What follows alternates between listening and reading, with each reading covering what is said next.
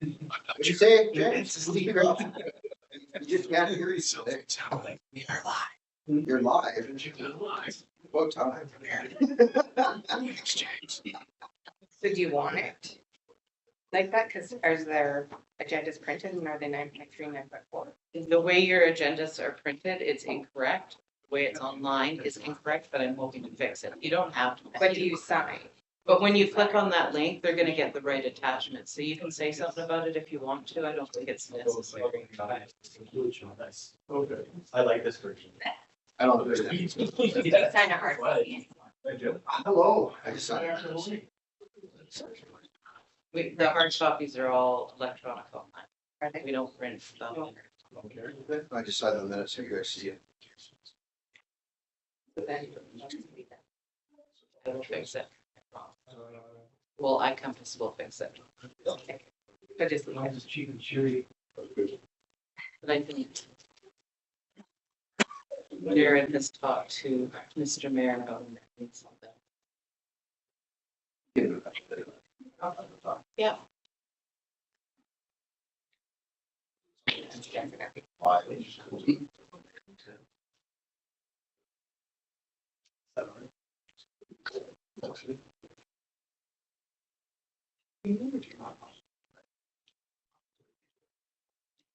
You don't feel like.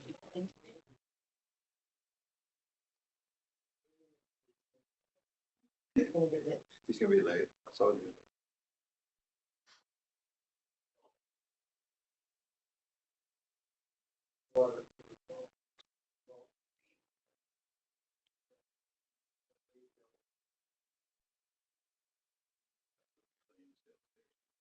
Right He's there. right next door. Councilman Cranston.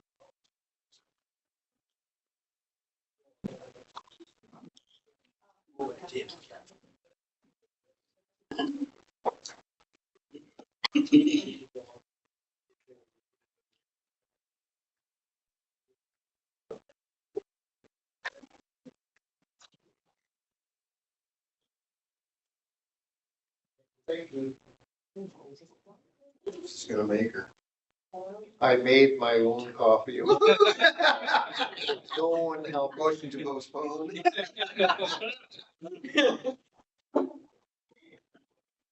Call the meeting in order. I want to acknowledge the Smoking Valley in which we learn, work, and organize the San Francisco traditional and unceded territory of the Smoking people and is home of the Upper Smoky.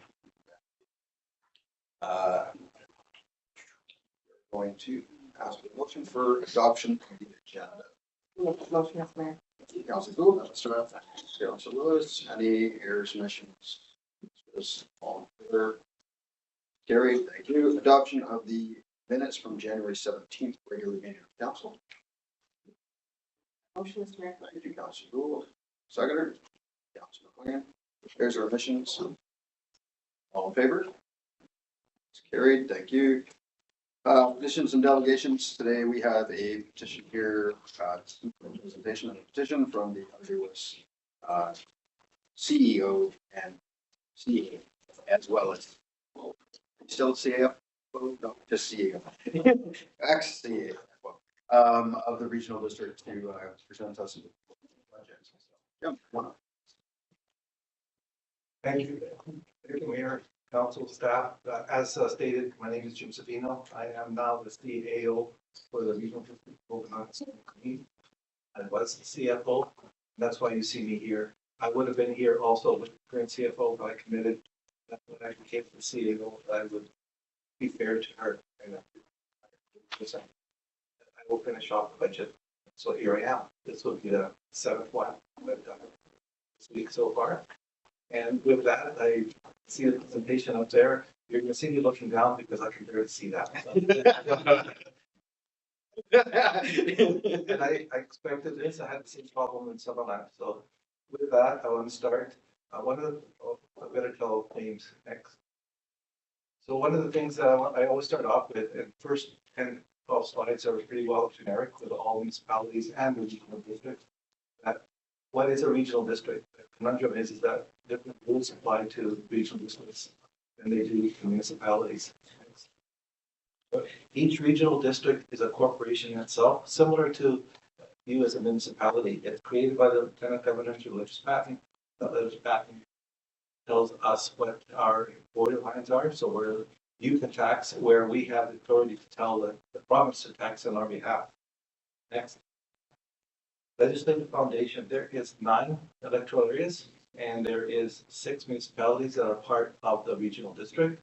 So the residents that live in your community, they are Canadians that live in British Columbia, that are from Princeton, that are regional district. They have the privilege, I guess, to pay taxes on all 4 areas. So we are not a taxing authority. We'll speak to that in a few minutes. Next. So what I was just saying, regional districts do not tax municipalities. They tax the citizens, the regional district citizens that live in your municipality. We tell your CFO how much to tax on our behalf.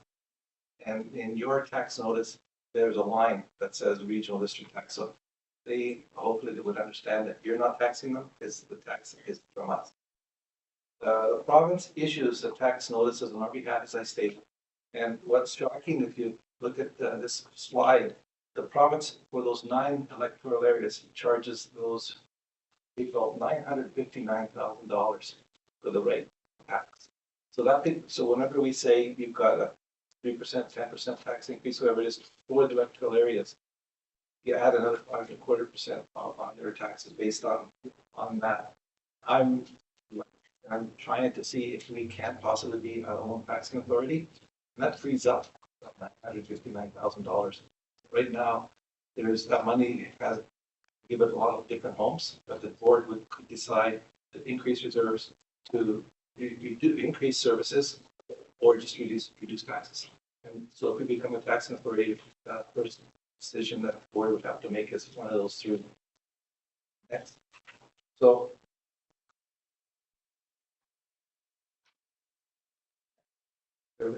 okay, so the regional districts, do that, skip that one too, because that's exactly what I just said. Next. So some regional district services are legislated. That means that your directors that represent you don't have a choice. They have to be in the service, such as 911 telecommunications and emergency services, solid waste management, general government. So those services there, all 20 pay into the district, so into the regional district. They don't have a choice. And the ironic thing is, these services are the ones that I get the lowest, fewest questions. It's essentially whatever the managers ask for, they're getting, and I don't agree with that. And I always send out a note to not just the electoral directors, but to the municipal councillors. Come and ask me questions. Ask me what they do, and get the managers to justify what they're asking for. Next. So regional districts, as I stated, are different for budget purposes. You may have 3 to 5 budgets, and I have 162 services, so we have 162 budgets. The budget is down to skin and bones right now, 1,063 pages. It was 1,073 pages. So we saved a little bit. However, it has 26 schedules. So those 26 schedules make budget easy to find. And the F schedules are specific to the 15 regions. So if you go, you would be F6, I believe, if you go to the budget, and that's just yours. So you don't have to go through the 1,063 pages, because people do care about Naramata and the parks. If you do, you can access it. If you don't, you just stick to yours. But that's why I did those F schedules. So there's a separate budget for each one, because we cannot change funds from one to another. Where you, under your general government, you can change your funds from the parks to roads and vice versa, wherever you want. We can't. 162 services are self-sustaining, and if anything that has a deficit, it has to be taxed the following year to make up for the deficit. Just as you cannot have a deficit in the budget, we can't either. But if there was last year, there was 7 budgets that were over. Of the 162, there were 7 that were over. 5 were under $200. The other ones was under $5,000. But we try to keep it as close as possible to 0. So we start the budget process probably similar to you. In June, we'll be starting the 2025 budget. And it takes until, well, the last reading will be middle of March, or first week of March before it's passed. I have had with the board 2 budget workshops, December 6th and 16th. So in those workshops, we listen to what the board says, and we will make any adjustments before we take it to first reading. What you're seeing in here is what the board is going to see in the next, not tomorrow's meeting, but the meeting after. But it's not official until the board authorizes it. But there's a material difference between first budget and what the board saw at second budget. They eliminated some positions that were material costs that reduced the budget. I'll give you an example in that. I'll use Penticton because it's got the biggest impact. They went from 20% budget increase down to 16. So that's for them, 4% is huge. So next one. So this one here is what types of services we are involved in. One's called the regional service. So these services here, a lot of the municipalities, most of the municipalities participate in. So just, if you have any questions, just stop me. I'll Sorry, we're just. Yeah, Okay, the lower so right. one more. Take on one more. Okay, great. See it now. I'll slow down. So these services are essentially everyone pays, and it's based on assessment. So the higher your assessment, the more you're going to pay. So the Pentictons of the world are going to, right now, it's about 40.3 or 4%. They pay of everything off these services. And if you go to the next slide, Jane, and these services here. So in all the budget, not just these budgets, all 20 vote. So if it affects an electoral area where, for instance, a water system, which affects one area, all 20 vote on it, not just the director for that one water system. Next. So other services, rural services where the majority of electoral areas participate. Things like you probably have a bylaw officer.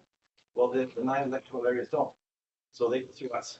They pay for what they use. And that's, the bylaw is one of the few that is not on assessment. It's on as a need basis. So the more they call, the more they pay. The other service, rural service. A rural service is a good example would be a fire department. Willowbrook Fire Department, which is an isolated department. That is only one service, electoral area C. They pay and nobody else pays. Next. Shared service. Shared service, an example is the Keremeos Fire Department.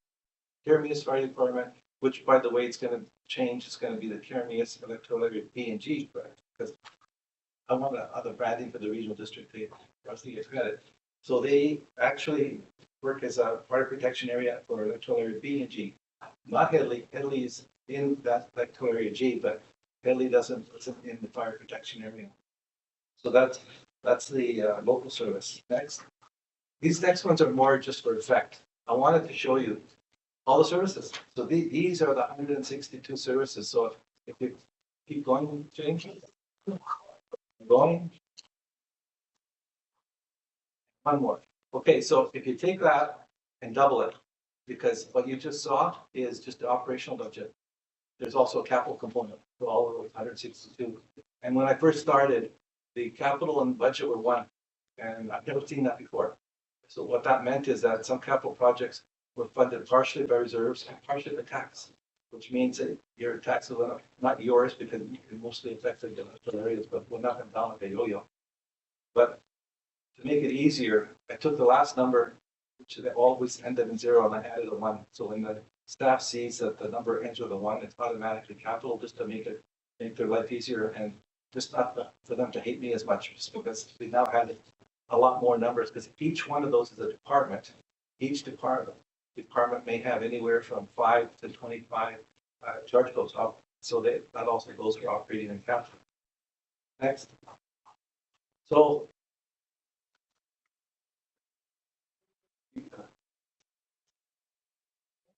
I missed it. So services that you participate in. These are the services: general government, invasive species, 911, and numerous others. Mosquito control is new to you for 2024. That's you, Princeton, about Keremeos and Naramata. never were in mosquito control. And there was one presentation that someone said these mosquitoes can fly 20 kilometers. And all of a sudden it became, well, aren't you paying and why aren't you paying? And so the board agreed to, as a majority agreed to have all the 15 participants pay for mosquito control. It increased your budget, your tax requisition by $4,000, but you're part of the group now. If you see a mosquito, it's on that card who to complain to. We all got cards to, maybe that's a mistake. So we're gonna get all $4,000. Next stage. So with the regional district budget, it's a 5-year budget similar to yours with the current year plus 4 more. Any new FTEs, full-time equivalents that the staff asks does not make the budget until the board approves it. So it's not automatic. They have to make a case for it. And in that case, they actually have to show the 5-year consequence. So that's something new I brought in from my previous job, because it's important that if the board makes a decision today and they're saying, oh, it's only going to cost X amount of dollars. Well, 3 years from now, it's going to cost double or triple. That has to be identified, and it is now. The other thing the board considers change requests, that is for a service level. A service level example would be we cut the grass in one part twice a month. Now the manager says, hey, I want to do it 3 times just because it's going to look good. Well, it's up to the board. It's a political decision if they want it 3 times. But it doesn't make it into the budget until the director says, okay, agree or don't agree. And it's a complete work plan that shows the consequences. Again, there's a 5-year consequence. And sometimes, going back to the FTE, they may need a computer. They may need a truck. And a license for that computer. So we show the license, the cost, and then the consequences, the tax consequences also. Next. So going back to those workshops, after the workshop is done, our draft budget is taken to the board. It stays draft until final reading. And for us, it'll be March 7th. By law, we have to have it passed before March 31st. You as a municipality have until before May 15th. So that you have more time to do it. Next.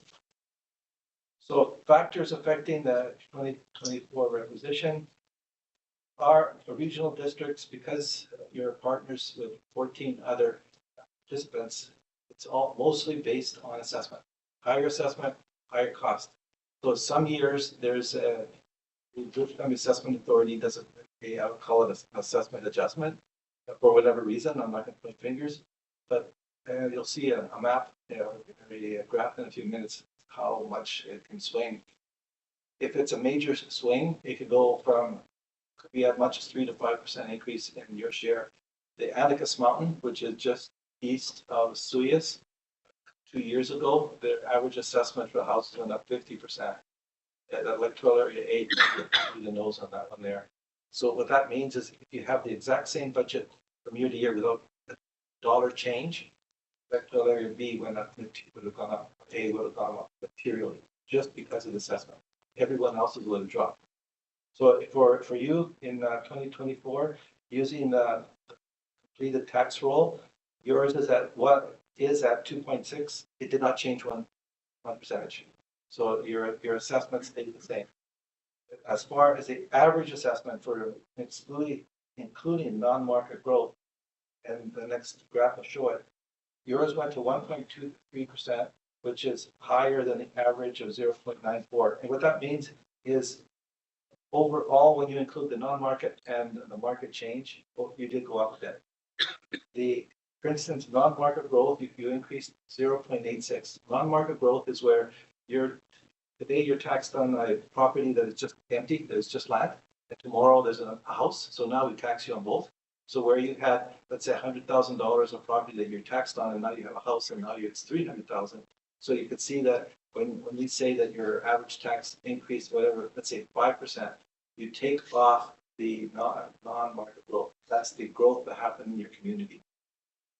So the average growth in the regional district was actually 1.49. So you were just below average. This is the graph that this is very visual. This is the adjustments that British Columbia Assessment Authority did for 2024. that big dip that you see, that is electoral area would be West Bench. So that's just west of Penticton. So the other years that slowly creeped up, somebody complained, and it started to drop materially. The big peaks are the Penticton, Oliver, area G, which is around the Headley area. So their taxes would have gone up, even if they try to reduce it. The electoral area G is trying to reduce the taxes, and it's kind of hard, because the only way you can reduce it is to reduce service, because the assessment would really hit them hard. But this is something I started bringing into the budget, just so to show, okay, it's not that the service level increased, it's because the assessment increased. Next.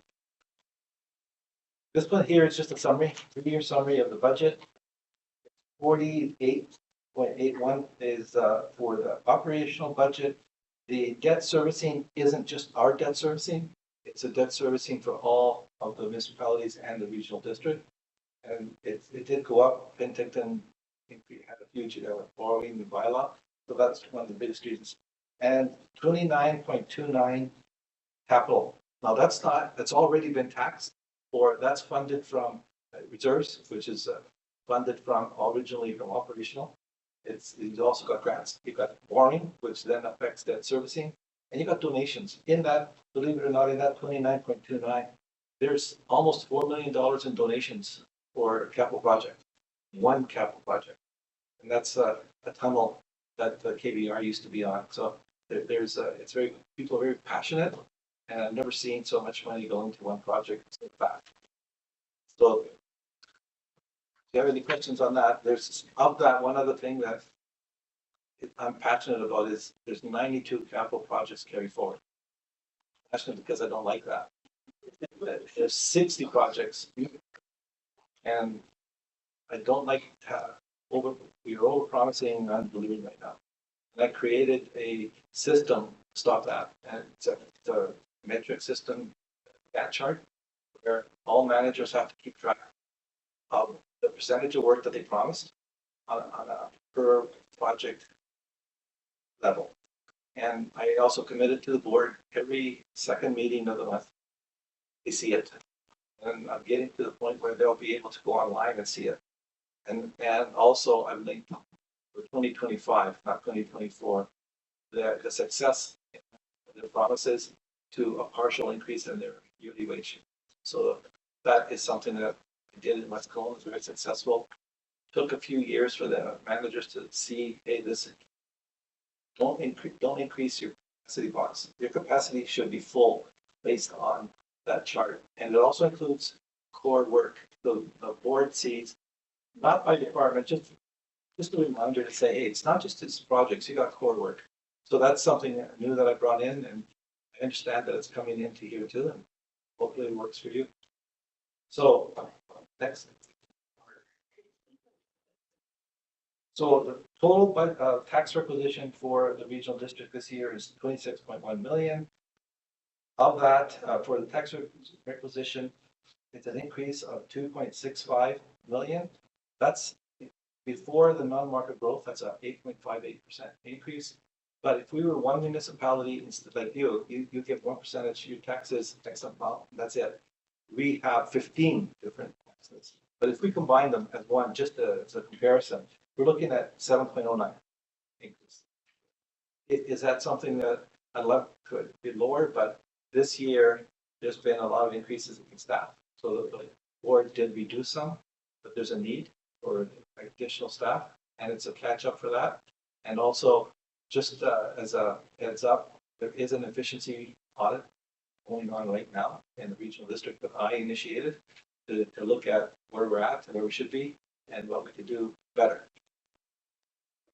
Next is, this is where you see 2024 percentage. That's the percentage that all the participants paid. So I was saying that Penticton pays 40.5%. Anything, all services that are common, that's a percentage that they pay. And there's one, and I'm saying this to all of the participants when I do the presentation. There is one budget that I recommend that the board really look at seriously by cutting it 75,000. If the board decides to cut it, you're gonna say 1.21% of that 75,000. The particulars of the road, then say 40%, and that 7.08% will drop to the 607. It'll be in the 6 range. Next, support costs. This is something that some municipalities are very passionate about. Is we charge it's called an admin fee, but it's a support cost in that there is costs that are associated to keep the lights on. Not the wages, but the example is, for instance, for computers. If I didn't have a computer, I wouldn't be able to do a budget. That computer includes the licenses, which if you can talk to your own staff, but IT licenses are now just going through the roof. And then there's also the new equipment to keep up. Each of the departments that are usually classified as admin have specific needs, and this we arrive at the cost. We then take the cost and redistribute them using a tier basis. The more a service is used, the higher the tier. The lower the service is used, the lower the tier. And when I first started, there was a change that the board didn't realize. They accepted the change, but they don't give it a consequence. And I always do give the consequence. And what happened is we issued one check to one agency, and they were charged $75,000 in fee that year. So that was the only year that happened. But why changed it so that it's on a fair basis? And that's something I took it to the board. The board agreed. One municipality agreed reluctantly, but they agreed. So the next one is the graph. It's always a graph when I do a presentation. The far right one is IT, and you can see how much materially increase it is from the other costs. I proposed re-looking at the way that we do the charges and splitting out the IT from the rest of the budget. Still be paid, 162 services will still pay, but it'll be charged on a per use basis. So that's something that I'm going to do a what if. So once the budget passes, we'll go back and redo the budget using the new philosophy, and if the board agrees, it's up to them if they want to agree or not. But they'll more than likely they'll look at each of their own services to see how it's affected. And that's not how I work. I look at the formula, see if it's fair. Don't look at the dollars to see if it's fair for you. I've got under my signature, if you see my email, it starts off with one region working together. And I strongly believe in that. So look at the region and how it works. It's fair, not specific to just member. So we're talking about what is new. What's new in every budget, and it doesn't make the budget until after the board reviews it and looks at the consequences. Is the regional grant and aids. So nonprofit groups come to the board, make a presentation, and the board then decides if they want to contribute for that year. There's a restriction. They can't get the grant more than 2 years in a row, and they can't use it for wages, but they can ask for it. Up to 4, 2 were authorized, and you'll see it in a minute. The next one is a program change request. That doesn't make it into the budget until the board reviews the ask. It's a business plan, and we look at the business plan and determine when we do it or not. And that's the one where it actually has the consequence for the next 5 years. And again, that's not in the budget how the board sees it. Next is the capital.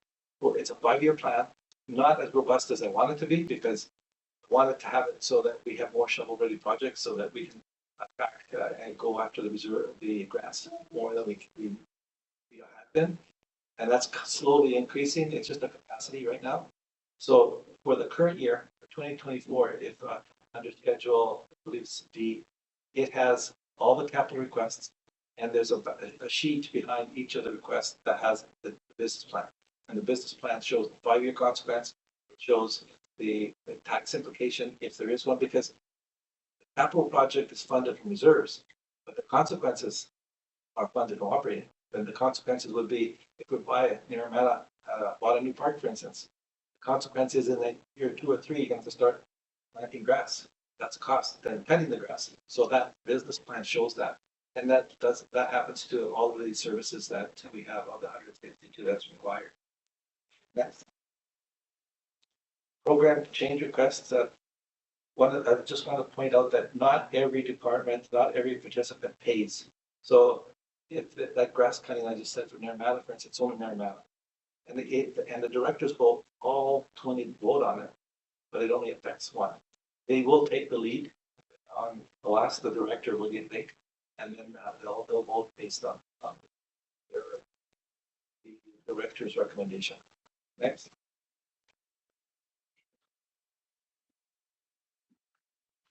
This one here is just to show you, these are the applicants that applied for the grant. The two that were okayed were the Foundation for Health Research and also, to take off my glasses now, also the Peach City Radio. The Foundation for Health Research is a organization that helps dementia patients, and out of Costin. Never knew that they had that.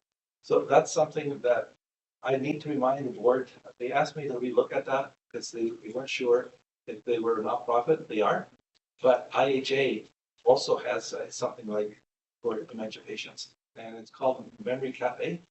And what we need to do is we need to find out is if they are partners with them. We shouldn't be giving money to a competitor of IHA.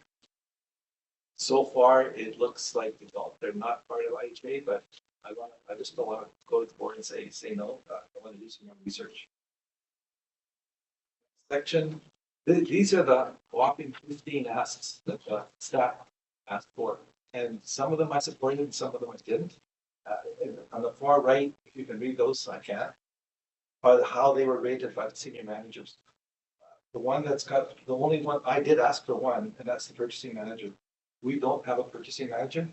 We have a decentralized system where all of the 9 departments purchase on their own.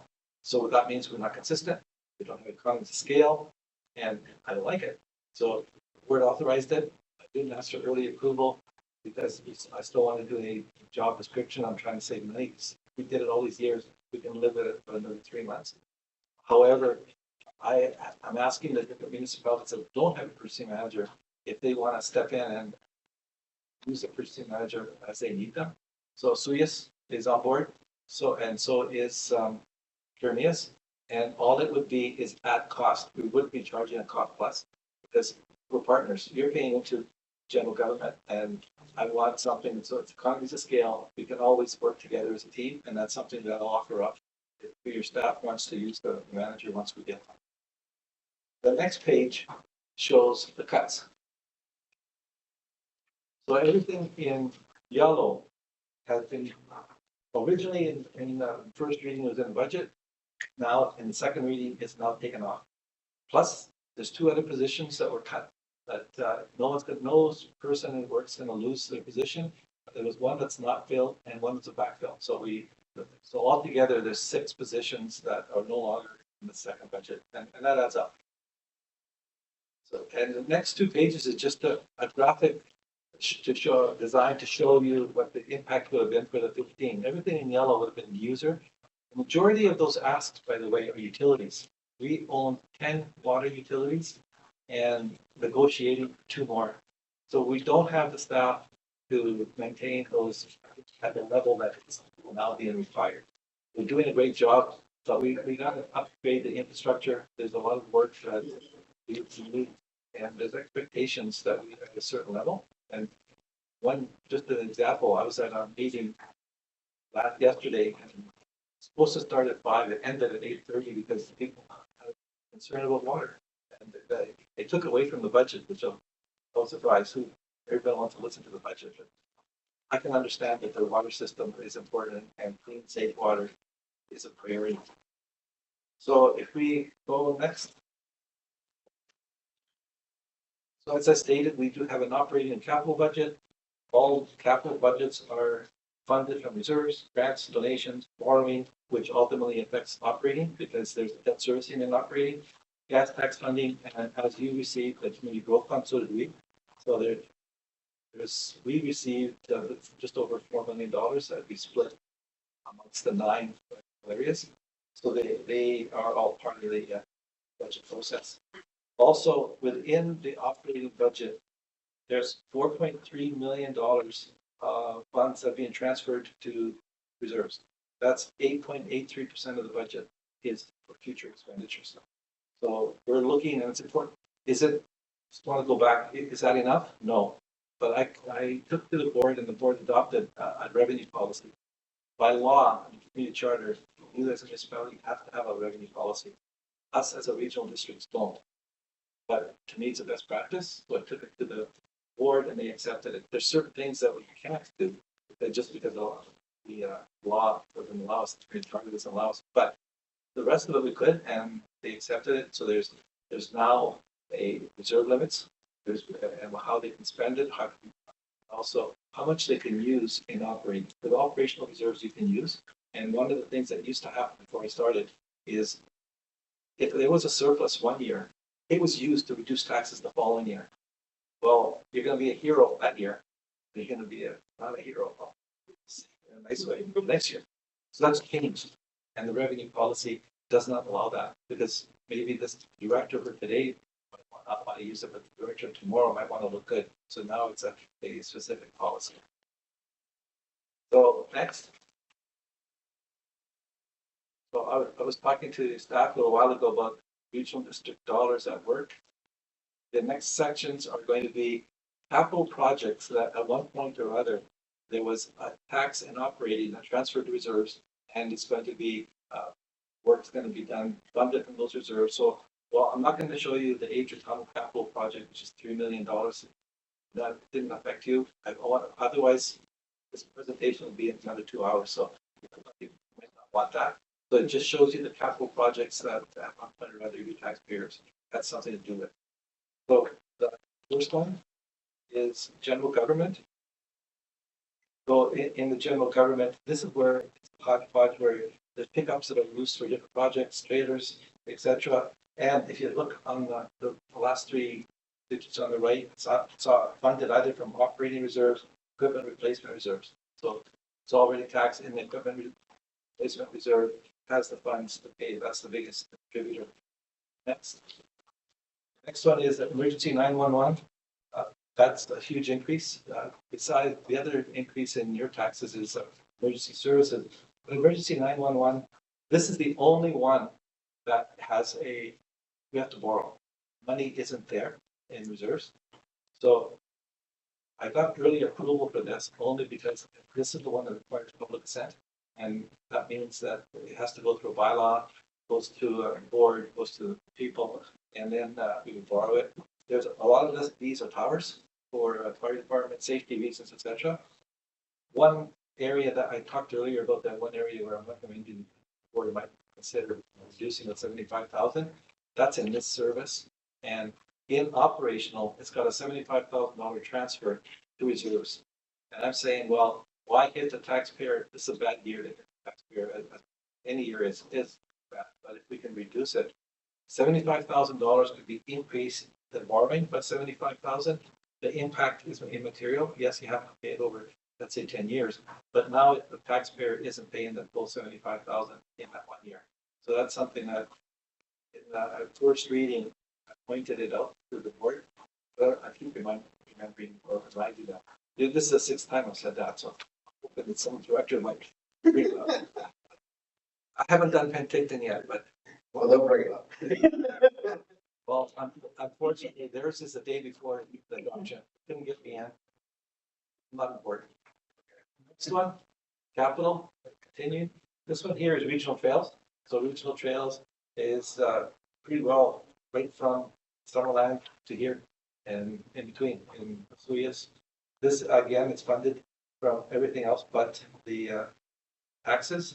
There is one area here which changing. There's $72,000. It says debenture proceeds. No, that will change, and I'm going to have that. We have the money, so I don't want to borrow. Next.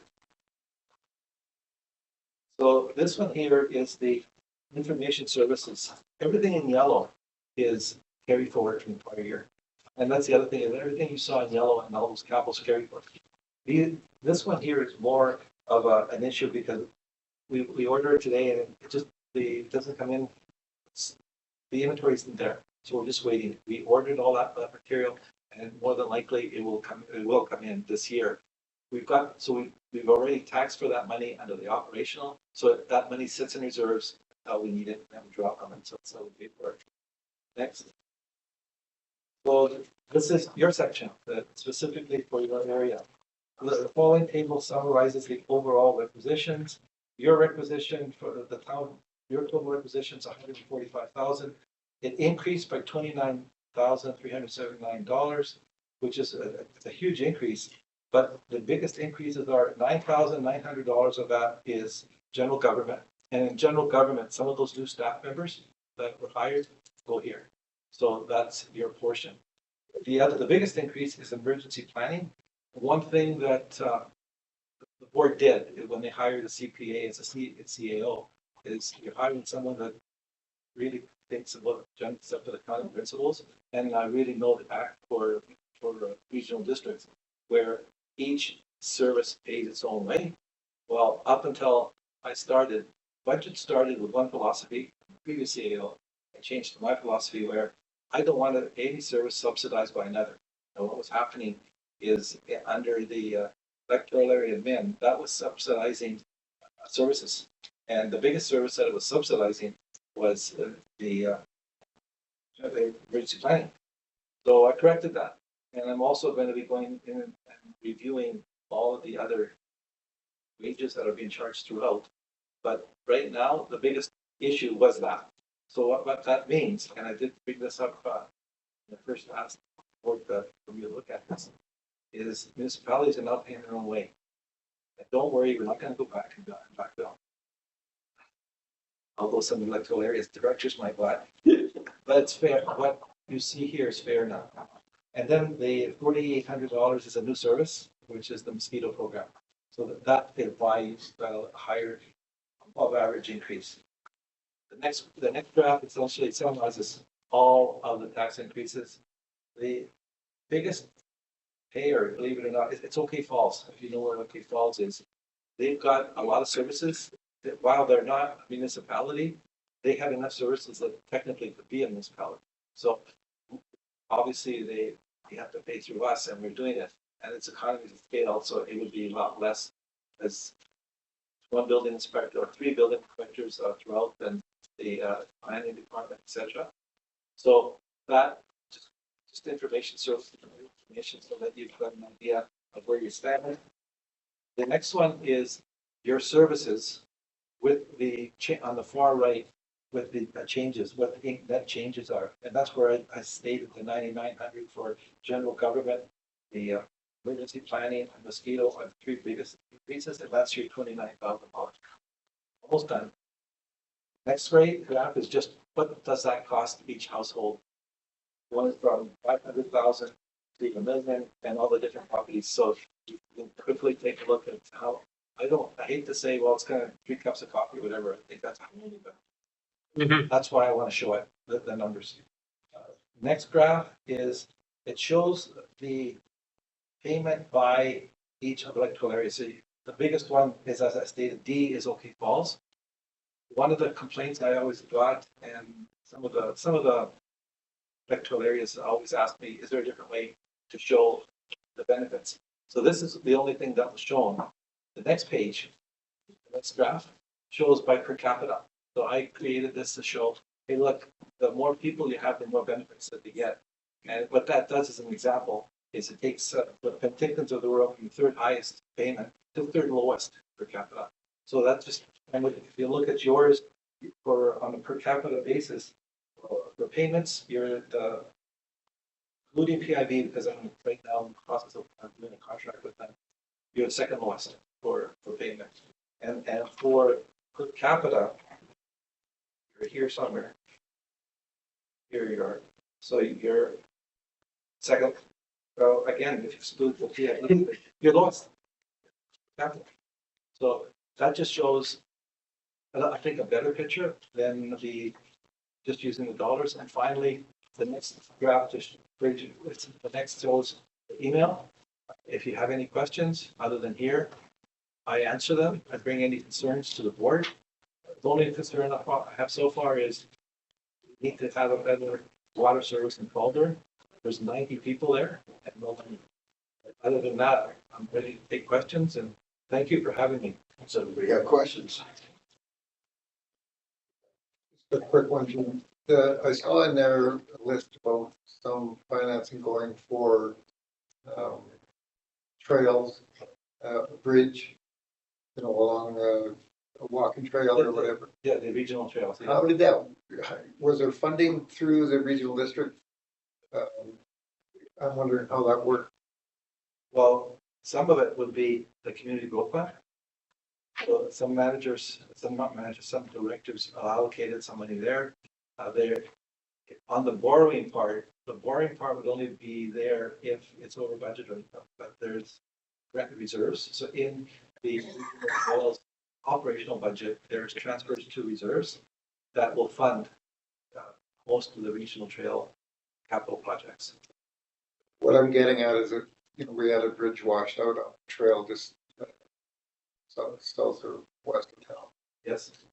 And at some point in time, I would like to look into seeing it. So, How do you get it on? yeah, where do you just, are you after the government? Would we be after the government? Okay, so if it's within our area, we would go after the government to get grants. But it would need to be shovel ready. So what I would recommend is that I can ask the community service managers to take a look at it. But the board ultimately would have to approve it because there would be a consequence. So he would take the work plan to say, is this something that the board is interested in? And we will pursue getting the funds to do it shovel ready. So do they have money to do shovel ready? Yes, because that's basic. It's just getting the contractor. And then we would get a cost and look for grants. That's a lot of our capital projects are funded by grants. If it wasn't for grants, you wouldn't see that $29 million. It's a shame. We have 199 reserves, but they're not all of them have the maximum amount. Maybe 5% have the maximum amount. We're slowly building it. And I only created the maximum amount, to be fair, last year. I've got a maximum and a minimum.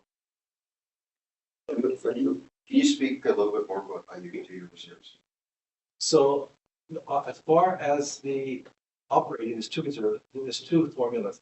On the operating, best practices as far as policies, and I won an award in West Kelowna, so I just cheated and I did it again. So there's a minimum of 15% that you want, but the maximum of 20. If you're over 20, then you don't have to tax as much because the money's there. That 20% is for operating. So if you're operating, if there's a problem, something happens, there's a need, you can draw under the revenue policy, you can draw from it. And on years where there's a reason like COVID or whatever, if the province didn't give us money for COVID, for instance, and 2 years ago, we'd be in big trouble because we didn't have any really real operating reserves. If it's under 15, then you have to work on it to make sure that you start building on it, which means your taxes are going to go a little bit higher, but that's just to protect yourself in the future. On capital, it's a 5-year plan, and what happens is you take a look at the 5-year cost for the projects, and you determine in your 5-year operating if you have enough money to fund the capital projects. So if you don't, you don't have the grants or the Aztec, etc., you take a project and move it off the grid, go to year 6 or 7, then you can tax for over a longer period. Board has the option also to determine if they want to borrow or if they want to just pay it outright. So that the philosophy here, and this is, does the user of today pay or does the user of tomorrow pay? If the user of tomorrow pays and the user of today, part of it is funded from reserves, which is taxed now. Part of it is borrowed, and then people in the future pay, because usually you borrow for 10, 15 to 20 years. So it depends on the project. So the board can say this project, when they determine that they say yes to it, is going to be authorized by borrowing. And that's where the user of tomorrow pays. That means that the board, when they okay the 5-year budget, they have to look at all of the projects and determine, I want the user of today to pay or the user of tomorrow. There's some projects that the user of tomorrow needs to pay. So for instance, if you're going to build a new arena, the user of today shouldn't be paying for it. It should be both. The other thing too is, as far as the reserves go, once you hit the maximum for the capital, you can then take a project that's in year 6 or 7, that's off grid, and move it back in and say, okay, we can afford it now. We have the ability to look at every single one of the projects that we have and determine for 5 years where our reserves are going to be. So that's something new I brought in there. If you come to me and say, I'd like to buy park, let's say we paid for parking here, and year 3, I can tell you, no, you can't afford it until year 5. Why? Because we have a list of how much money we're charging in transfer to reserves and how much it's going to cost based on the user today base. So that's a decision that the board's going to do in a workshop. And that because I implemented that recently, the 5-year budget has to be more robust on the capital side. There's a lot to it, and I scared some of the staff, but gotta do the right thing. Does anybody else have any questions? You guys got the Coles Notes version, so. Yes, well, it's a big report. Yeah. Okay, thanks, Jim. I appreciate it. Having me. Thanks, Jim. Okay, move on to number 5 here, unfinished business. Silga Cooperation 2024 Convention. Is a resolution, proposed resolution here. This is for me. As most of us are aware, there's been ongoing concerns, not just here, but region of highway stuff. So there's a proposed motion to send to resolution to send to Silga. And you guys are willing to, then I would love to send up here. Councilor Clayton. So, Thank you. I'll second that. Do you have a comment or you just say? No, I was going to second it, but that's okay. Yeah, so just the gist of this, just for everybody who's out there and not looking at the agenda, it would to take the highway service and put it back into public hands and out of the private realm. So it's no longer for profit, it's to actually be a service again. So, if there's no other questions or comments, I'll call the question. All in favor? Carried. Thank you. Staff reports. Wild safe. Yeah, I already did this. We just have him. I'll just do Hello, Mayor and Council. It's that time of year again. To submit a wildlife application for support for ongoing forest maintenance, wildlife program. Just asking that the council authorizes the submission of an application to Wildlife BC program for community wildlife coordinator. And at that, the OCA will be in the first to sign necessary agreement. This is again just a continuation of the wildlife program. It has been. Good. Questions? Comments? Your report says that the deadline was February 2nd. Yes. Is that is there a penalty for being late or is there? No, yes, there's no penalty. You can still apply. Okay, perfect. Smart. I'll second. Any other questions? All in favor? Thank you. Okay, Jim, get up here. 6.2, this is the replacement of the West China Creek Walking Path Bridge. And a good evening to Mayor and Council. So tonight, Public Works is looking for the emergency replacement of the Asp River or Asp Creek Bridge, walking path bridge, located at the Asp Creek location. Known to the government as Asp Creek, known to us as West China Creek. So there's two delineations to what it's all about. But at any rate, we're looking for $40,409.25, including taxes, and we're looking to award the project to Okanagan Welders. Why Public Works has made the selection for sole source purchase is I have canvassed other providers, and they can't offer up a full spectrum replacement. Okanagan Welding is committed to removing the old one, building a new one, and installing the new bridge. So it's a turnkey package. I think it's best value and in our interest to take advantage of this opportunity because of the timing. The Watson Engineering has advised us to shut the bridge down immediately. So we looked at the options, weighed the options, and there is no other option to shutting the Watson bridge down. The other option would be to get pedestrian traffic on Tulameen Avenue.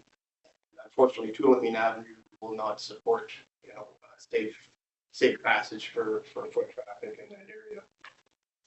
So again, I'm looking for approval for the purchase of 40,409.25. James, do we have money?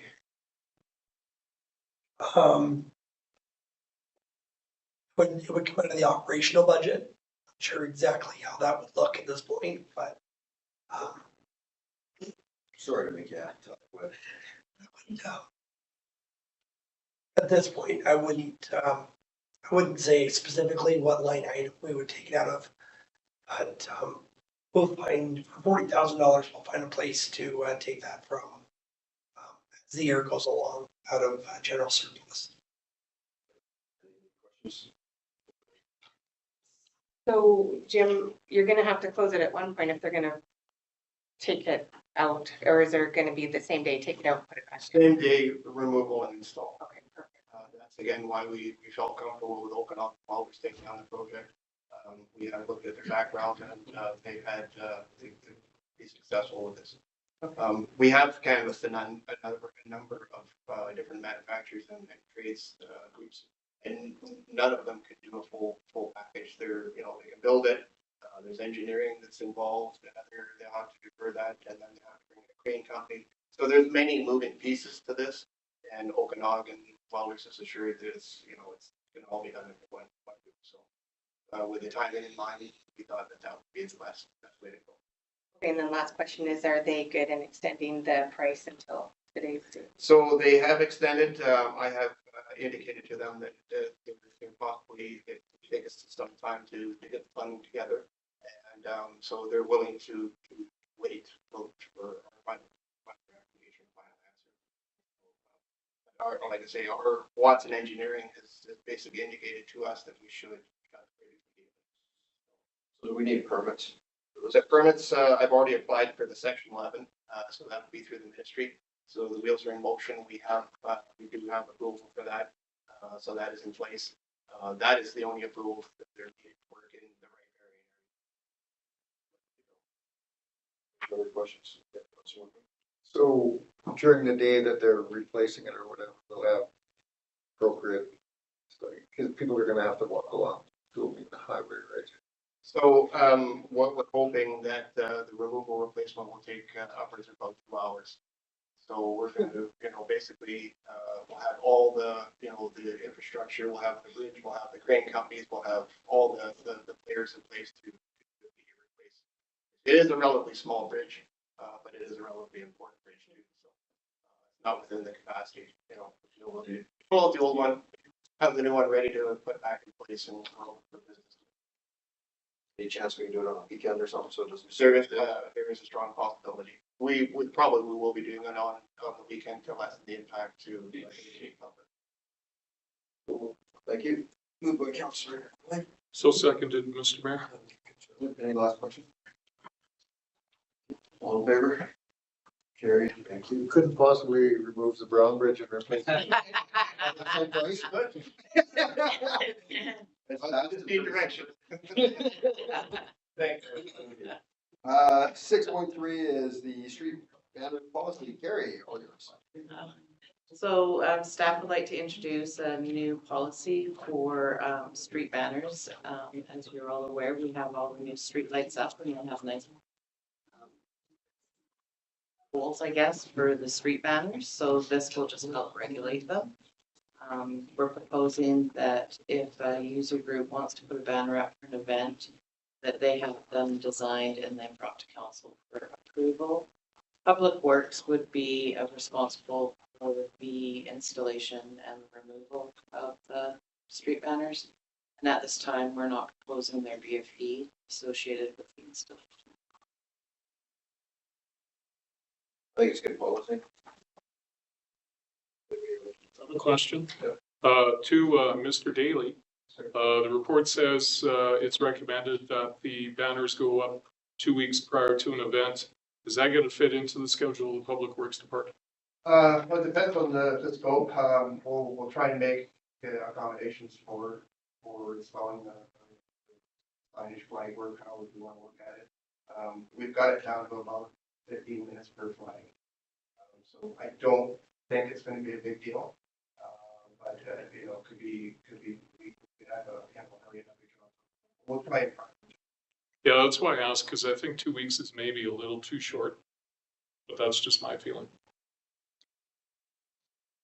I think the policy does indicate that Public Works would make every attempt. Yes, it did say that, yeah.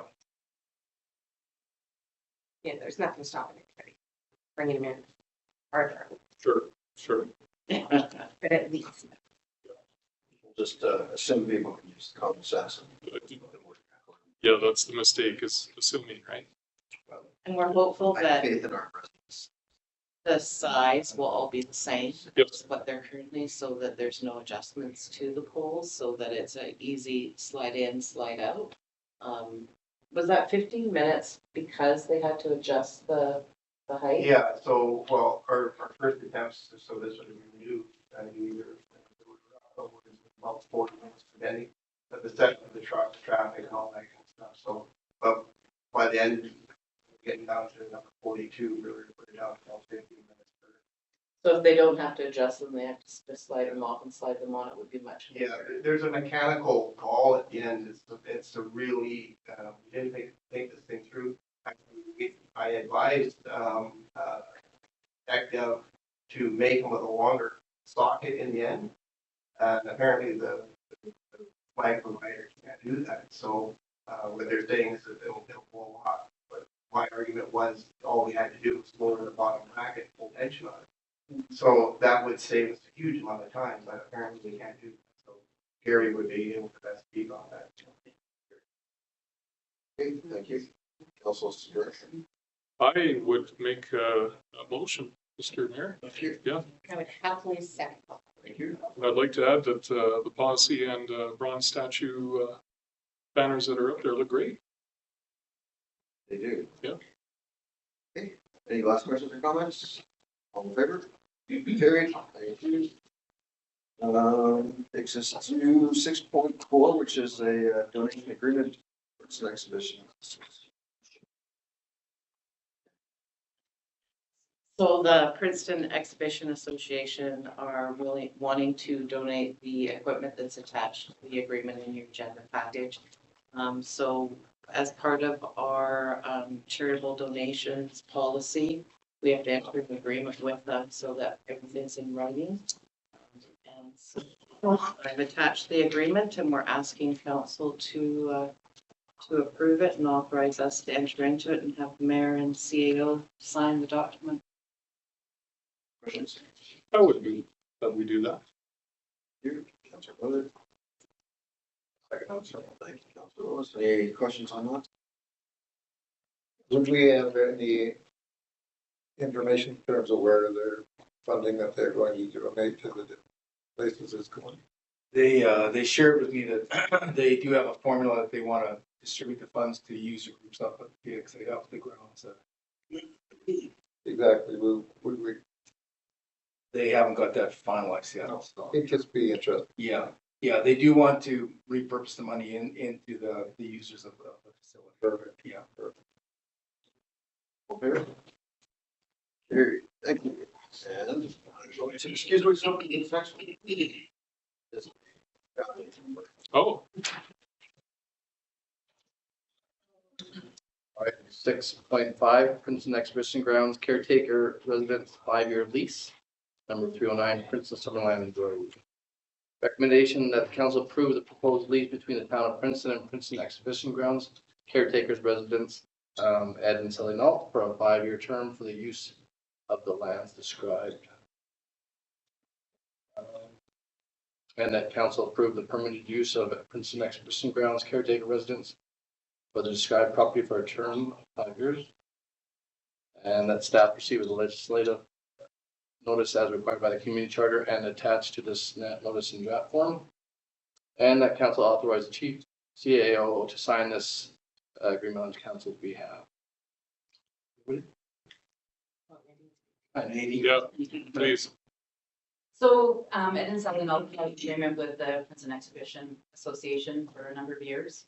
Prior, so they've been on and doing a wonderful job for 25 years with us. So since we took over in May, their knowledge and support up there has been really good for us. So I would recommend that we continue their lease with us, and it's it's just entering one with the town. Currently, it's at $175 a month. We like to continue. I'll make that motion. I'll second, and then I have a question. Nadine, you and I had a little text conversation in regards to the responsibilities. In one area, it's on there, and then in another area, it's not. So are the caretakers then responsible for the first check after an event? They do it immediate, because a weekend events, and we're not present as town. Then they go in and they just do a quick check. Most of the time with our larger events, it's myself or Pete or, Public Works are supporting.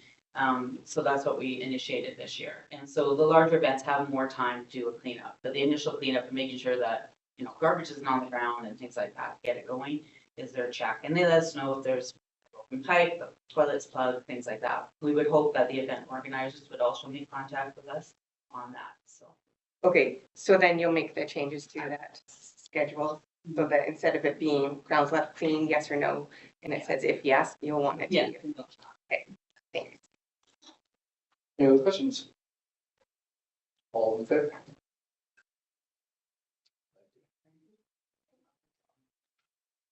You want me to? Yeah, I just want to Spencer. Welcome back, your worship. Oh, thanks. Very good, anyway. He was minded you. Okay. 6.6 is the Town of Princeton 10-year recreation master plan. Yeah, Megan. So I'd like to recommend to the council that we award the Town of Princeton 10-year recreation master plan consultant contract with Leeds and Associates for the sum of $77,105 plus tax. And that mayor and CAO have authorized to sign the necessary documents. Before I continue, I'd like to make a note that Sufficient Management Consulting removed their proposal on Monday. The proposal has been removed from the public process, so we might see it in our agenda just because it was not enough time to change over to the 300 plus pages, but they've removed themselves. So Leeds and Associate was chosen more because both Leeds and Associate and RCL were both very competitive in what they were doing. Everything we were asking for, they were talking about for us, that we would like to look at trails and programs and facility and grounds and, all of that. And the public process was really quite equal. Leeds was a little more up on the scale for us just because they know our community quite well. They work with us on various projects. They actually did the 5-year plan in 2015 with us. So they're very aware of our community, and a lot of their members and people that work with them also know our area very well. So that was one of the reasons why we had looked at these associated contract. Questions? Councilman Courtney. We do this every year? For a 10-year plan? What are you talking about here? We do it every year. This year, we'll go through the public process with this consulting firm, and it'll last us for 10 years, up to 10 years. The last one was done in 2000. 2013 And expired. and expired, yes. And we still use that document. I mean, that 2013 document was, you know, the one that really pushed the pool, for example, right? And that we continue to deal with that and how to make that happen. So going through this process is a good one for recreation. We are rebuilding from not only the floods, but also COVID. Our community is changing, we're growing, and so we really need to look at recreation. Right now, the recreation department around facility especially, we're lacking. We're utilizing schools and our arena, and that's what we have. So it's, you know, I think it's going through the process to see what the community really wants. This has been a priority of councils for 4 years or something else. I'll make that motion, Mr. Mayor. Thank you, Councilor Willis. I'll second that one. Thank you, Councilor Gould. Any last questions or comments? All in favor? That is carried. Thank you. Chair, your turn, 6.7, law number 4. I understand that you're changing your recommendation as well. Yes, to the last. I read that the expenditure come from water reserve. I asked it to change to pending approval.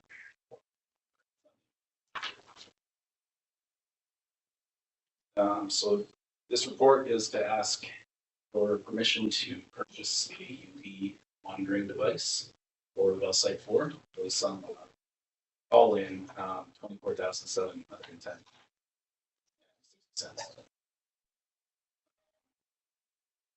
We're under consideration for financial support for this through grants. We've been preemptively talking with Interior Health to proceed with this.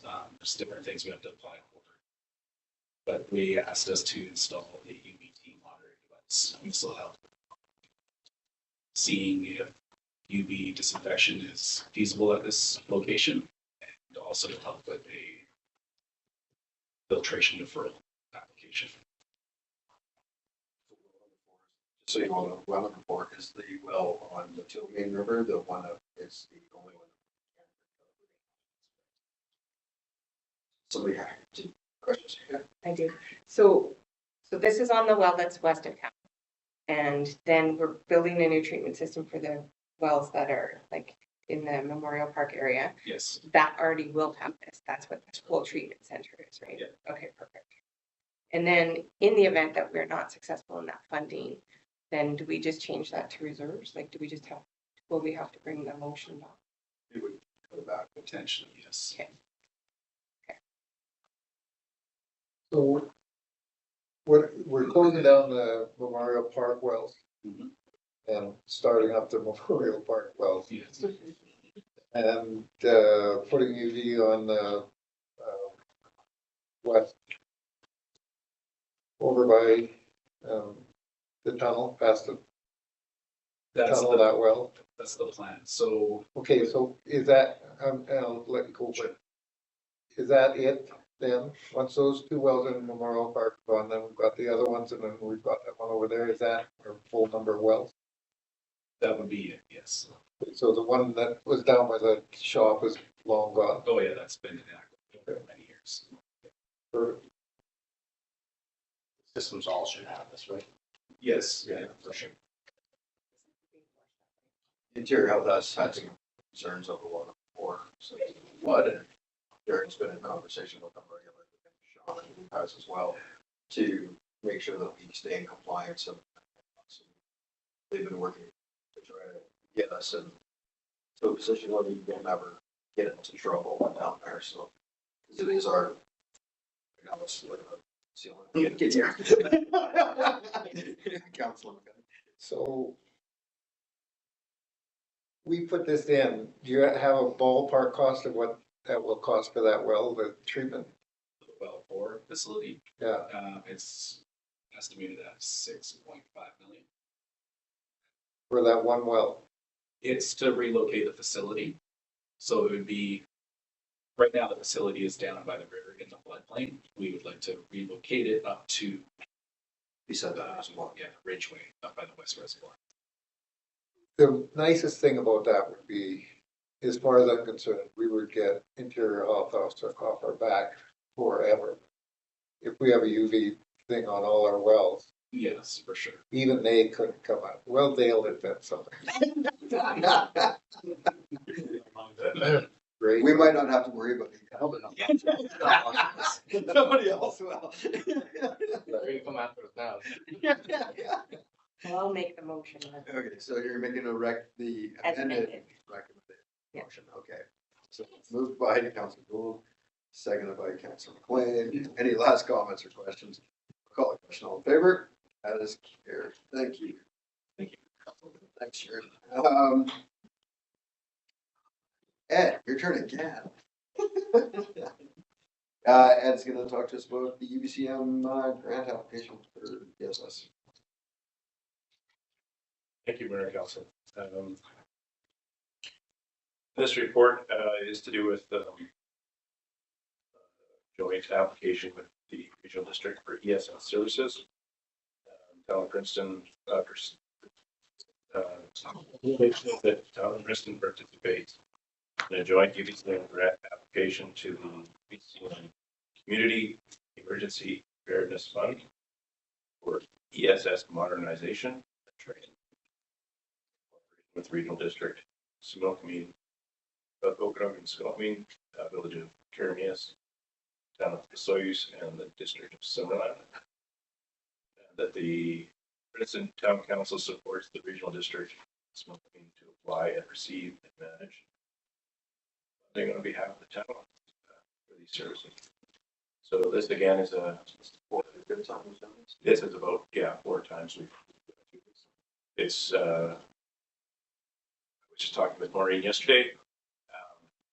The relationship we have with the regional district is uncommon between municipalities and the regional district in the province. So it's now getting a little wider, and the discussions taking place are including Central, Okanagan, and their municipalities, as well as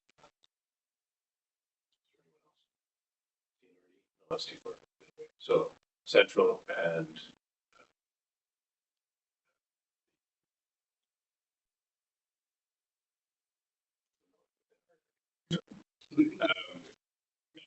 building a very cohesive ESS program within the Why do you say it's uncommon? I don't know. The regional districts and municipalities are communicating at the ESS level. It's strange. So ESS is a funny creature. We are mandated to have it, but only municipalities are mandated to have it. But we cooperate, I think, more fully here than anywhere else. That goes back 2017, maybe even before, where our ESS teams were in regular contact with each other and working together. So most of our teams are really small teams. So in order to be able to handle a big event, we would be able to call in backup from someone else and lean on each other. And then since 2017, more 2018, after the flooding in Beaumont, Tulameen area, those teams became even stronger. And since Maureen's taking the reins there, that relationship has grown even further with Sutherland and Oliver team. Oliver Soyuz. And now Caribbean has a team which was, large part of that was facilitated through here and through Bonnie out of Sutherland. Just the team is growing up as a regional team more than a municipal team. There's been changes to the provincial program. So most of it is online and it's done remotely. So anyone, anywhere on an ESS team can phone up an evacuee and say, hi, I'm going to do your intake. Like a call center. And we've been able to support other communities in the province outside of our region just because we've been trained and we can implement that learning and that way of doing business. Other areas are doing it as well, but their training level is not as high as ours for outside the teams.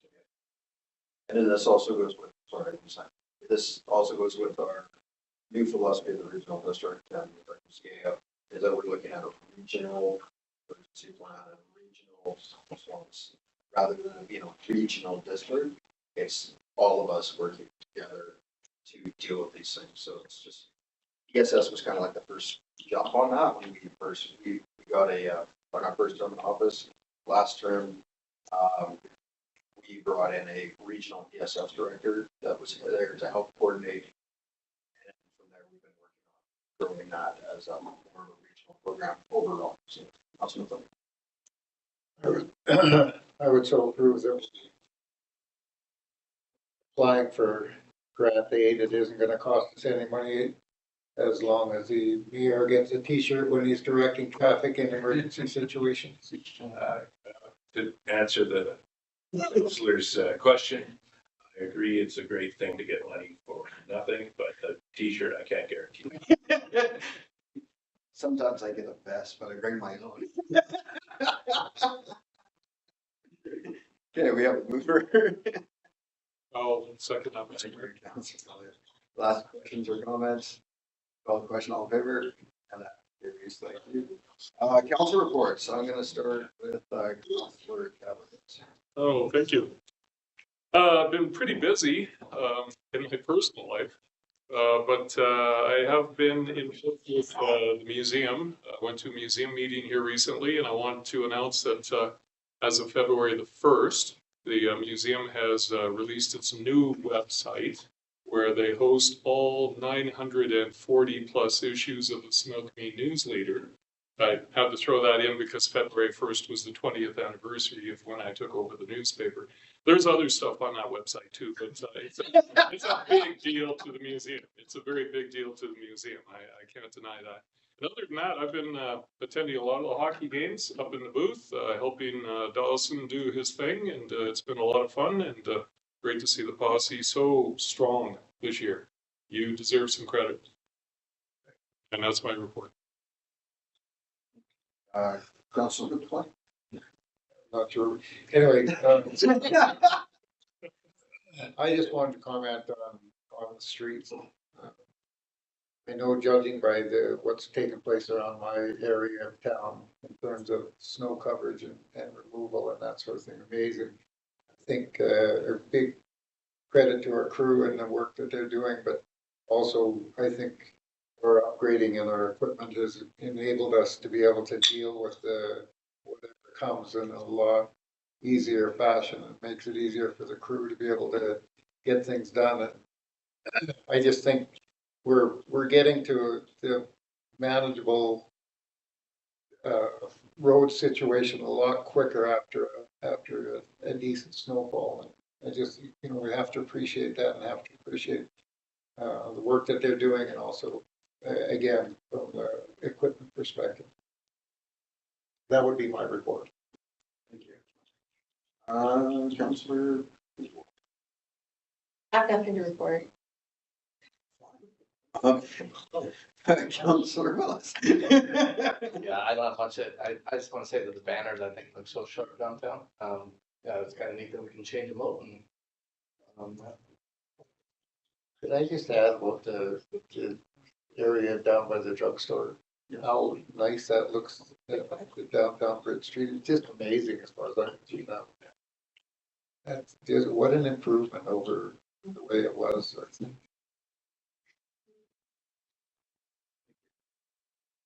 I've been busy despite not trying to be busy.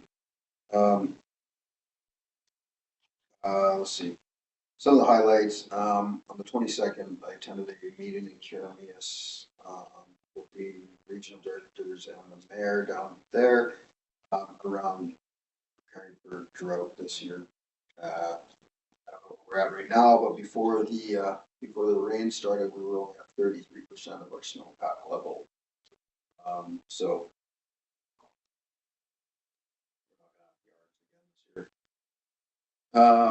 and then the next day we went up to Rock Ridge where Dave helped facilitate a wildfire roundtable, and that was funded through the province, I believe. Yes. And there was like 50 participants from the two fire regions, so ours as well as Okanagan one, and it was representing the entire Sunotlan watershed. And participants in that fire zone. Should probably get Dave to come and do a rundown on that at some point, so I don't butcher it any further than I am. And then on the 25th, I attended a meeting with local partners, I guess I would say, and BC Housing, talking about cold weather shelters and how to proceed with that, since that's become a thing we have to consider now with the changes in our situation. Attended a Silga board meeting on the 26th, and then last week I was away for LG, and where I did have a quick meeting with Minister of Municipal Affairs as well as the RMLA. Mayors that were at the thing had a mayor's gathering just to discuss issues that we're all facing and just kind of meet and greet. And then they're trying to coordinate a follow up so that we can do something regular. Issues and whatnot off of each other. So I'm headed off to the housing conference next week, and I have RMLA's trying to help facilitate a couple meetings from me while I'm down there. There's a couple of reports coming forward next week, which I want to try to get a meeting with municipal affairs with just to kind of give them a heads up that we're going to be knocking on doors. And then I also have, I think, one meeting because of our MLA has invited me down to the throne speech, and he's got a meeting with energy and mines. Trying to get a meeting with the Minister of Mental Health. So we're going to start talking about that as well. So it's been busy last couple of weeks, just lots of other meetings. I also did meet with SOX, Penticton, and to start providing some opportunities over here, and SOX works with the immigrant community, and they're looking at trying to offer some services over here as well. So, yeah, I want to be busy. I've been on the road a lot. That's my report. If there's no questions, I'll move on to 8.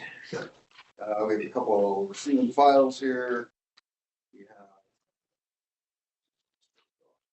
have 8.1, which is a net zero waste energy or waste in Eastgate, and that's a application to the Environmental Management Act. I did try to reach out to the Upper Smokeman Indian Band about it, and I did not get a response, so it's on receiving file.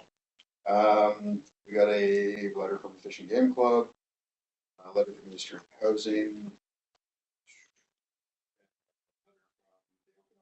Water Board, invasive mussels, which you have been following that is a huge concern for British Columbia. They're getting closer by the day, and it's a huge issue. Another letter from BC Housing, the secondary suite incentive program, and I believe that was already posted on our social media and everything. There's an opportunity there for people to do things. 8.6 is the Fraser Lake announcement of this closure of the sawmill. I did see the mayor last week, and we had a chat about that, and I'll probably be talking to her this week. And a letter from the district of supporting the bill 4. Motion to receive and file. So you want to talk about? I just have a request on there, just if staff can direct a letter to the Princeton Fish and Game Club process for grant needs request.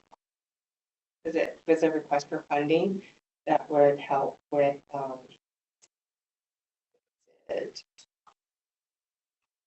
support, provide required equipment and resources for them, so they may be eligible for that. A question about the Fraser Lake. You were talking to the mayor.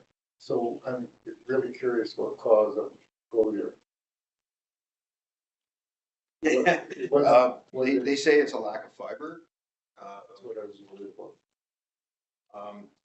You know, As a result of, well, I don't know, because both the bands as well as the community are very taken aback by the move. They issued a joint letter, I think, 20 days after this, and calling company over it. So, they're working on a solution out there, and it'll be, I think it'll be a joint solution, not just the one. Yeah, I mean, there's mixed emotions and feelings over it. You know, having regular conversations with Weyerhaeuser, it's not really a fiber issue, it's an access to fiber issue. It's not, because permits aren't being released, as fast as they could be. There's a focus on fire salvage, but it's really slow, which means it's being lost to saw logging going to fall. I don't know if that's the same situation up there, but here that's so there's some issues. The minister was supposed to be here last week or the week before, and then they canceled. So due to the weather, so yeah. So I'm hoping that they do come through again, so we can have a chat, or I run into them in Victoria. it'd be really interesting if you ever agree to meet with all the council members. Yeah, it would. I think we need to take that, like, listening to Fraser Lake brings me about, if you're mentioning lack of fiber problems or access or whatever, then, you know, immediately what we've heard around here, wood and that difficulty to get at it and that sort of thing. Yeah, every community I talk to that doesn't know is the same thing. It's a scarcity of fiber. So, yeah, actually, I'll see if Norm can do a presentation to council on. I've seen some internal numbers on it. I can't speak of those. So. Motion to receive file. Make that motion, Mr. Mayor. Councilor Gould, second, Councilor McLean. Any last questions, comments? All in favor? Carried, thank you. I'm aware of time, so. Correspondence action requested at 9.1 is Girl Guides Canada Lights Across BC request from the Girl Guides Canada light up town hall in the color blue on February 2nd. I'm waiting. I'll make that motion. Second edition, thanks, Councilor Lewis.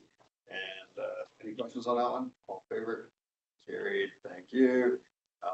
We get, I think Gary's the only one with the app. Can you picture Gary has access to that?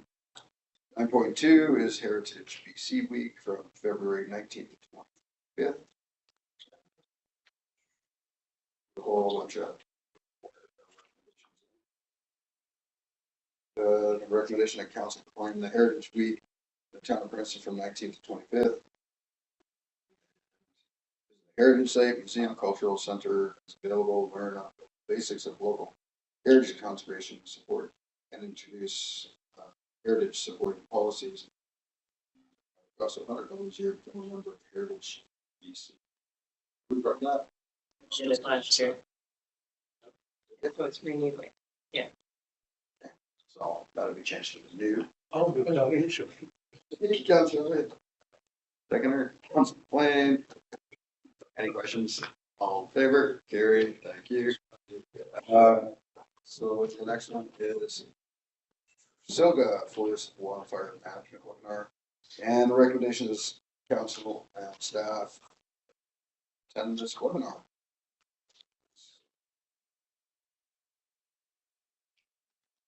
I think it's already, sorry, I sent it. Great, so anybody who wants to, please do so. Moved by Councilor. Second. Cool. Does anybody want to go? Do you know if you want to go? I will. I webinar for sure if I can. I'll send out a calendar. All in favor? Carried. 9.4 is Parkinson Society. Recommendation Parkinson's disease or disease for which there is no known cause. Cure is a progressive degenerative neurological disorder which causes tremor and trembling of the arms, legs, muscular rigidity, slowness of movement, difficulty with speaking and swallowing, whereas Parkinson's affects approximately 17,500 adults in the province of British Columbia, and whereas the Parkinson Society of British Columbia is providing information, consultation, support services, and educational seminars for people with Parkinson's and their families, and is promoting a better understanding of this disorder, and whereas it is desirable to increase the level of understanding of Parkinson's and the needs of persons living with Parkinson's. Now, therefore, I, Spencer Kwan, Mayor of Princeton, do hereby proclaim the month of April 2024 as Parkinson's Awareness Month. As I recently lost a friend to Parkinson's, I would like to make this motion. Second. Any comments? All in favor? Very good, thank you. 10 is and the community plan for 89 Tapton. Mark, you get to talk. Thank you. This is OCP and zoning amendment for to support a duplex laneway development just adjacent to Bridge Street. This amendment is the third and final parcel from a development off of 133 Bridge Street that was subdivided into a town center and C2 mixed use building, and with the intention of the second lot eventually be developed as a duplex. This is coming as an OCP amendment based off the timing of the subdivision. The subdivision was finalized virtually as we were adopting our new OCP. So we knew this project was coming, but the lot didn't exist yet at the time of that OCP. So this project has a twin development that is now at the building permit stage at 85 Tapton, so the first of the two duplexes. That brought about a CD3 laneway duplex zone to provide some infill housing and more density within the town center or close proximity. The existing land use for this parcel is town center, as it was part of the 3 lots that were off of Bridge Street and within the town center. The subdivision is now 133 Bridge Street. That would be the mixed use off of Bridge Street, and then now this first lot into Tapton would be changed to medium density residential to match the. So this is all kind of the same plan that was given to us a Yeah. couple of years ago. It's just finally. Yeah, we're finally there. The zoning amendment is again, it's a twin application to the previous duplex that went through in 2023 and is now at building permit stage. Policy implications, it conforms with future growth within Princeton, providing infill development, encouraging densification in the town center, and the key residential policies promote the infill and densification, increase housing choices to encourage a mixture of residential dwellings and density, and encouraging new medium density residential in the town center. Questions? They plan for sergeants. Yeah, so we've got the building permit application now for 85. They are darn near close to a building permit application as well for the mixed use, and then this would be the final piece of this. Excellent. Anybody else? I'll make that motion. Thank you. Second. Councilman Blaine. Any last chance for questions or comments? I actually, want clarification. I know we keep calling it Tapton, but we're talking the properties on the 5A behind the one on Bridge where the archway is this correct? Yes, correct. Thank- Captain 5A. Thank It is, their residential address is Tapton Ave. Yep. Favor? That was carried. And that brings us to. I'll make that motion, Mr. Who in favor? Some hesitancy there. Keep going, we can. That's like somebody. Okay, we're adjourned. Thank you. Thanks, everybody. That's